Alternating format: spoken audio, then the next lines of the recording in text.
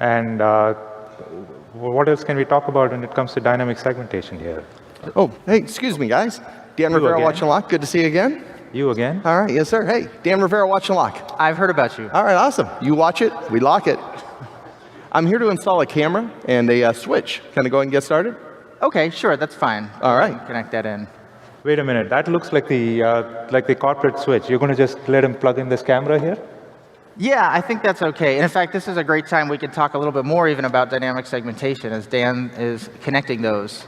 This is a great case where, although even the human in this case may be untrusted, we can rely on the network to do the right policy. And so as Dan is hopefully cabling this correctly, as a physical security employee, thank you. I took the class. And it even looks like a consumer hub. We'll have to address that at a later Yeah, date. in my previous place, that anybody that uses those kinds of things, we would track them down and they get into trouble. Yeah, I think in this case there might be other reasons for that. But from a network perspective, we're okay. And I just went ahead and plugged in any port. Is that fine? Any port's fine. Okay, excellent. So as Dan is connecting that, you'll see that through, in this case, Mac authentication, the network has identified correctly that this is a camera. And we apply the right policy to that camera. And in fact, it's going through a hub to the camera.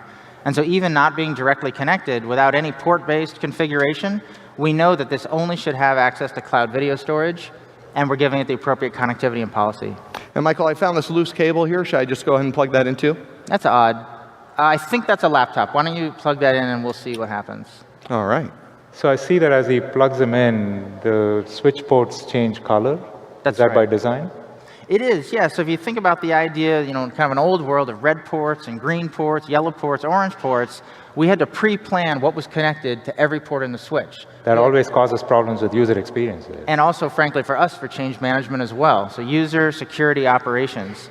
Now, dynamically, when the devices connect, we give it the right policy. In this case, you see this is Syed's laptop. We know that through 802.1x authentication.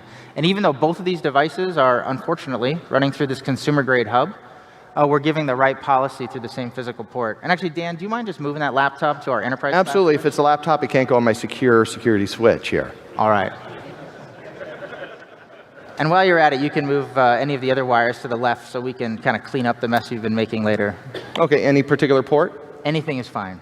All right. So you're totally cool with letting somebody you don't trust make changes to your network infrastructure? I wouldn't say it's best practice, but from a network perspective, what's connecting can be dynamic. We don't need to monitor or have change control in the same way we used to. We're no longer relying on physical port control and physical port configuration. Now it's dynamic central control.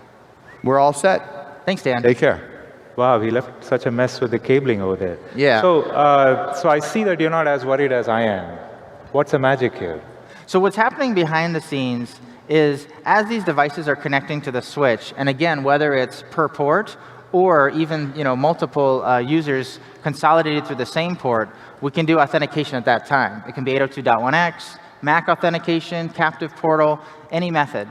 And then ClearPass, which we've always been using, can give these centrally defined control policies, and we can apply that. So there's really three things. First is we have the opportunity now even to tunnel traffic from wired access into the controller, and that gives us firewall, DPI, et cetera. Secondly, we can do this dynamically, so only at the time of authentication. And thirdly, and this is the critical piece, the policy follows the user. So as Dan's moving the ports, I don't need to worry about it. In our manufacturing plant, if we have to move a robot from one side to another, in a sense, it's wired mobility, and we're bringing in the full control. Okay, I'm going to interrupt you here, because the three things that you said are all things that I've historically associated with the wireless side of the world. You're saying that the same things can also be applied to the wired side of the world? Yeah, absolutely. In some ways, the world is flipped. It used to be wireless was risky and unsecure, and the wired was trusted. And now we have a lot of capabilities on the wireless side that we can bring into wired. And so really now it's not about RF or copper. It's about centralized control, management, and a consistent set of capabilities for the entire access network.